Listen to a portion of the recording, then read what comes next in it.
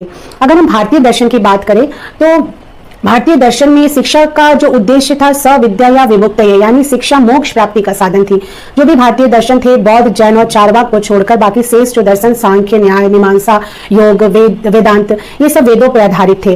उस समय धर्म जो शिक्षा का उद्देश्य था वो दुखों से छुटकारा प्राप्त करना था। यानी कि दर्शन जो भी प्रचलित थी प्राचीन धर्म दर्शन वो क्या थी कि जीवन और मरण से छुटकारा कैसे मिले, निर्वाण की प्राप्ति कैसे हो, मोक्ष की प्राप्ति कैसे हो। इस प्रकार उस समय कर्म की प्रधानता थी, आत्मा की प्रधानता थी, मोक्ष पर ध्यान दिया जाता था, पुनर्जन्म की बात की जाती थी। इसके लिए अलग अलग मार्ग बताए गए थे। बौद्ध ने अष्टांगिक मार्ग बताए, जैन ने त्रिरत्न की बात की, शंकराचार्य ने अद्वैतवाद की बात की।